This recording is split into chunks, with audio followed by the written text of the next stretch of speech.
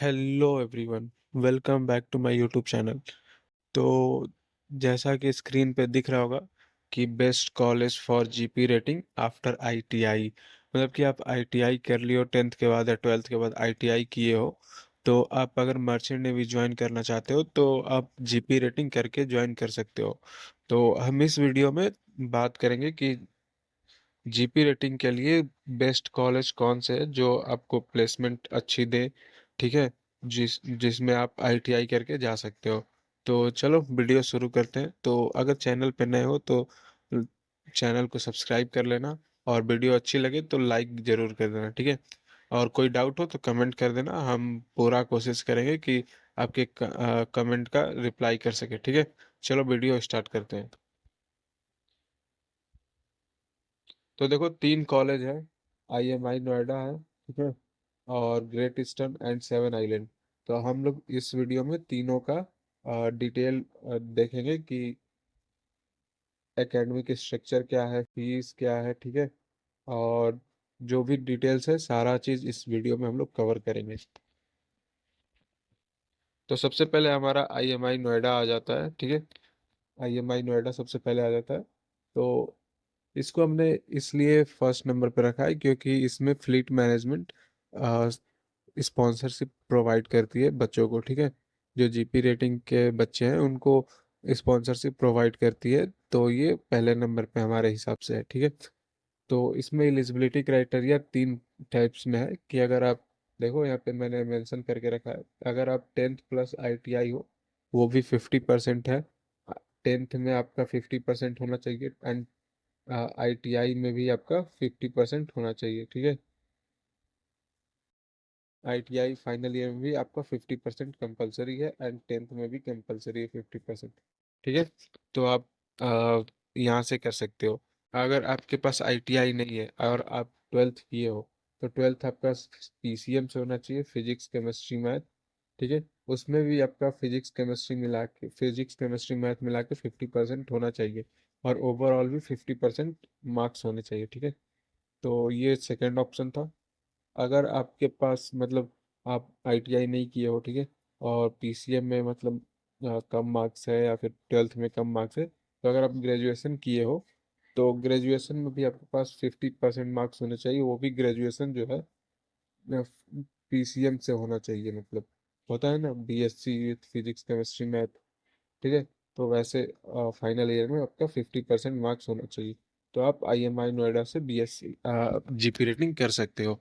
ठीक है, तो यहाँ पे कुछ नीचे में पॉइंट लिखा हुआ है कि candidate who have appeared for their 10th or 12th standard board exam via an open board, the NIOS board through distance learning are not eligible to apply। And यहाँ पे एक चीज और मेंशन कर लो, यहाँ पे इम्प्रूवमेंट वाले भी अलाउ नहीं है। ठीक है, यहाँ पे इम्प्रूवमेंट वाले भी अलाउ नहीं है। तो जो लोग एनआईओएस या फिर ओपन बोर्ड से या फिर डिस्टेंस लर्निंग किए हुए हैं, ठीक है, तो वो इसमें अलाउ नहीं है। ठीक है, आगे बात करेंगे हम लोग। तो यहाँ पे कुछ फिजिकल क्राइटेरिया जो है, जैसे यहाँ पे देख सकते हो, हाइट जो है वो मिनिमम आपका 157 सेंटीमीटर चाहिए, एंड बीएमआई जो है आपका 25 से ज़्यादा नहीं होना चाहिए। ठीक है, और यहाँ पे लिखा हुआ है कि speech and hearing ability to be within normal range, मतलब आपको बोलने में या फिर सुनने में कोई दिक्कत नहीं होना चाहिए। आई साइट आप लोग को पता ही है, 6/6 है। मतलब अ, चश्मे के साथ भी और बिना चश्मे के आपके पास 6/6 आई साइट दोनों आंख में होना चाहिए। कलर ब्लाइंडनेस नहीं होना चाहिए। ठीक है, एज क्राइटेरिया की बात करेंगे तो 17.5 से 25 तक का यहाँ पे एज क्राइटेरिया दिया हुआ है। ठीक है, नेक्स्ट हम लोग बात करेंगे एडिशनल प्रेफरेंस, मतलब कि इस कॉलेज में प्रेफरेंस भी मिल रहा है। तो देखो प्रेफरेंस किसको मिलता है, यहाँ पे लिखा है education academic standards. Preference will be given to candidate who are class 12th pass out and और are graduate over candidate who are just class 10th pass out. मतलब कि जिसने क्लास 12th पास आउट किया है और graduate है, तो उनको पहले प्रेफरेंस मिलेगा, जिससे जो केवल 10th पास आउट है। मतलब कि तुम 10th पास आउट हो और दूसरा जो है वो 12th या फिर ग्रेजुएशन पास आउट है। ठीक है, तो प्रेफरेंस इनको मिलेगा, तुमको नहीं मिलेगा, ठीक है।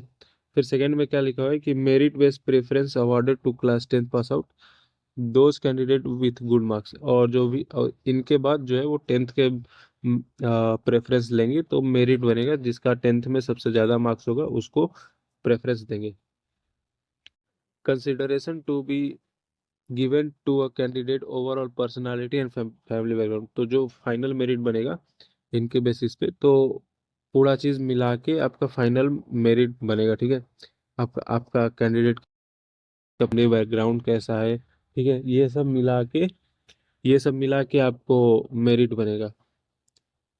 फिर उसके बाद क्या लिखा है, preference will be given to student who have complete internal industrial training institute, मतलब आईटीआई, टेक्निकल कोर्स, डिप्लोमा और डिग्री, ठीक है। और अगर आप ये सब किए हो, आईटीआई किए हो या फिर कोई टेक्निकल कोर्स, डिप्लोमा ये सब किए हो, डिग्री कोई किए हो, तो वो भी आपको प्रेफरेंस मिलेगा। तो वह कैंडिडेट विथ मरीन वर्कशॉप और शिपयार्ड एक्सपेरिमेंट्स और reading team experiments experience are highly preferred. मतलब कि जो कोई मरीन वर्कशॉप या फिर शिपयार्ड एक्सपीरियंस जिसके पास है, वो उनको वो लोग जल्दी प्रेफरेंस करेंगे, ठीक है। Candidate registering for the GP rating course must complete payment of full course fees before the consentment of the course। मतलब कि अगर आप जीपी रेटिंग के लिए रजिस्टर कर रहे हो तो आपको पूरा फीस पे करना पड़ेगा, ठीक है। नेक्स्ट हम लोग देखेंगे। तो आईएमआई नोएडा का जो है वो इतना ही था, ठीक है। आईएमआई नोएडा का आई होप सारा डाउट क्लियर हो गया होगा। तो अब हम लोग सेकंड पे चलते हैं, जो कि ग्रेट ईस्टर्न मैरीटाइम इंस्टीट्यूट है, ठीक है। तो इसकी एलिजिबिलिटी क्राइटेरिया क्या है ये देखते हैं हम लोग। ये भी आईटीआई लेता है, ठीक है। बट आईएमआई नोएडा जो है वो उसमें आईटीआई कंपलसरी नहीं है, ठीक है। अगर आपके पास 12th है तो आपके अगर आपके पास यहाँ पे 12th है पीसीएम से 50% है, तो आपको आईटीआई की ज़रूरत नहीं है। और अगर आपके पास पीसीएम नहीं है तो फिर आईटीआई चाहिए, 10th प्लस आईटीआई चाहिए, ठीक है।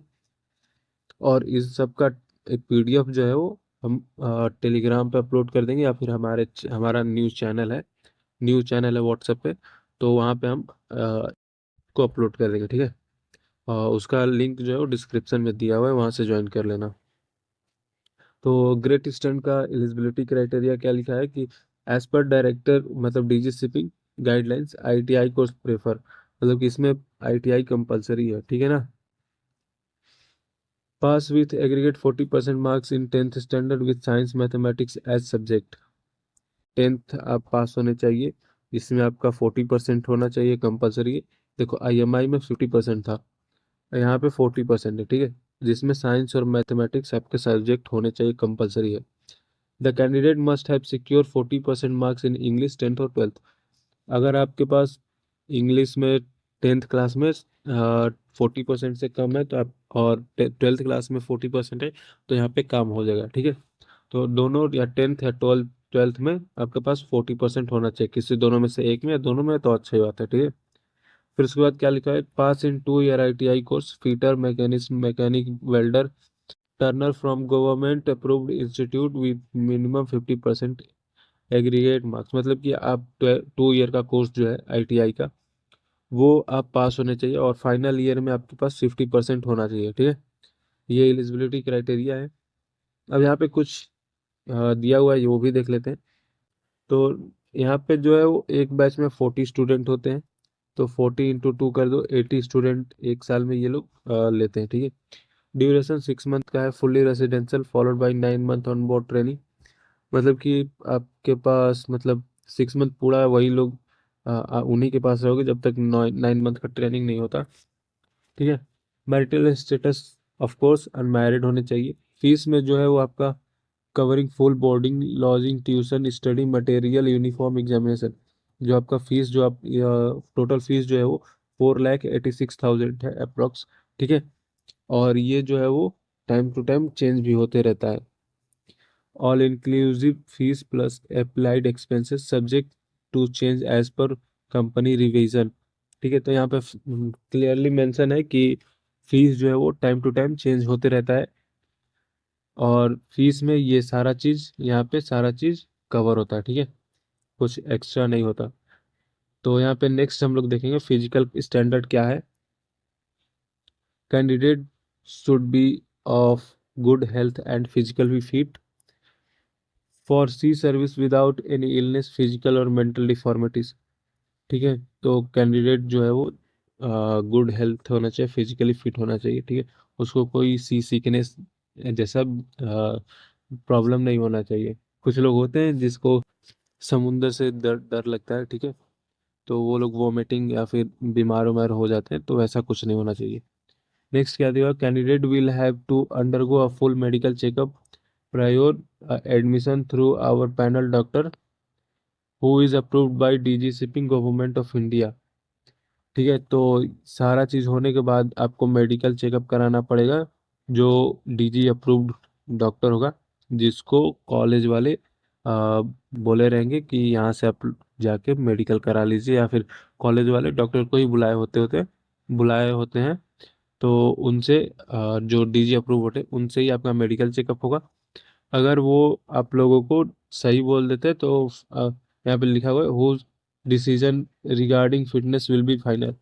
मतलब कि अगर वो तुमको फिट फिट बोल देंगे तो तुम फाइनली सेलेक्ट हो जाओगे। ठीक है, फाइनल सेलेक्ट नहीं, बट तुम फाइनल हो जाओगे। ठीक है, अगर वो बोल देते हैं कि तुम्हारे में प्रॉब्लम है तो वहां से आपका सफर खत्म हो जाता है, फिर नेक्स्ट ईयर ट्राई करना। आई होप ग्रेट ईस्टर्न का भी आपको पता चल गया होगा। ठीक है, यहाँ पे मेडिकल स्टैंडर्ड भी दिया हुआ है, क्या है मेडिकल स्टैंडर्ड ग्रेट ईस्टर्न का। तो पहला दिया है कि आई साइट जो है वो 6/6 होना चाहिए। ठीक है, नॉर्मल कलर विजन हो जाना चाहिए। ठीक है, कलर ब्लाइंडनेस नहीं होना चाहिए। Candidate will have to undergo fully eyesight test by company medical officer. ठीक है, आप आई साइट आपका वहाँ पे भी चेक होगा। हाइट जो है वो मिनिमम 156 से 157 सेंटीमीटर, और वेट जो है मिनिमम 48 kg होना चाहिए। अगर 48 से कम है तो आप नहीं वहाँ पे करोगे। ठीक है, यहाँ पे लिखा हुआ है कि 100% placement for on board training records well with in the prescribe limit specified by DG shipping. मतलब ये 100% प्लेसमेंट देते हैं क्योंकि इनके पास खुद की कंपनी है, ग्रेट ईस्टर्न शिपिंग कंपनी है। तो हम लोग यहाँ पे नेक्स्ट देखेंगे। ठीक है, यहाँ पे नेक्स्ट जो है वो 7 आइलैंड है। ठीक है, तो 7 आइलैंड में एकेडमिक स्ट्रक्चर क्या है, इसमें भी आपका आईटीआई कंपलसरी है। ठीक है, यहाँ पे जो 10 12 पास आउट किए वो लोग फिल नहीं करेंगे, यहाँ पे आईटीआई जिसके पास है वही फिल करेगा। तो इसका एकेडमिक स्टैंडर्ड क्या है कि pass with aggregate 40% marks in 10th class. ठीक है, ये सब मैंने ग्रेट ईस्टर्न में बताया था, तो ये सब नहीं बता रहा। ओवरऑल सुन लो कि आपके पास 10th में 40% होना चाहिए, इंग्लिश में जो है वो 40% होना चाहिए 10th और 12th में। ठीक है, बात खत्म। फिर यहाँ पे लिखा है कि ये ठीक है, 10th स्टैंडर्ड जो आप रिकॉग्नाइज बोर्ड से पास होने चाहिए। यहाँ पे आपका 2 ईयर का आईटीआई होना चाहिए। ठीक है, फाइनल ईयर में 50% होना चाहिए। और यहाँ पे लिखा है कि the candidate must have secure 40% in marks in 10th और 12th। ठीक है, ये सारा चीज़ मैंने बता दिया है, तो यहाँ पे ज़्यादा नहीं बता रहा। हाँ, नोट 2 में देखो क्या लिखा है कि the candidate have must pass 10th standard. ठीक है यार। फिर उसके बाद क्या दिया हुआ है कि डिप्लोमा और डिग्री होल्डर्स जो डिप्लोमा या डिग्री किए हैं उनके लिए क्या दिया हुआ है कि वो उनके लिए भी सेम क्राइटेरिया है कि आप 40% मार्क्स 10th और 12th में लाना ही होगा। ठीक है, इंग्लिश में। और सी में क्या, the candidate must have secure 40% in 10th और 12th। और जो ये डिग्री और डिप्लोमा किए वो भी 40% 10th में उनका भी कंपलसरी है। ठीक है, 10th क्लास में 40% होना ही चाहिए। आप डिग्री करो, डिप्लोमा करो, आईटीआई करो, कुछ भी करो। ठीक है, एज जो है वो 18 से 25 के बीच में होना चाहिए। प्रीसी ट्रेनिंग जो है वो 6 मंथ का ही होता है। इसमें एक बैच में 80 स्टूडेंट आते हैं। ठीक है, तो ये 160 बच्चों का एक साल में होता है। और इसका फीस जो है वो 4.8 लाख है। ठीक है, मतलब 5 लाख, 5 लाख तो हो ही जाएगा। ठीक है, 5 लाख मिनिमम, 5 लाख मान लो। ठीक है, फिर यहाँ पे नेक्स्ट क्या दिया हुआ है, बस यही था।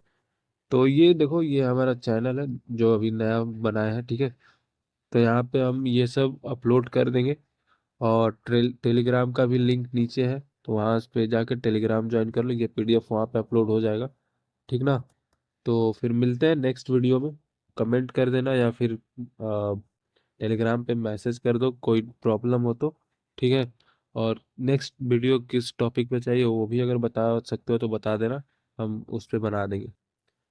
ठीक है। Thank you so much.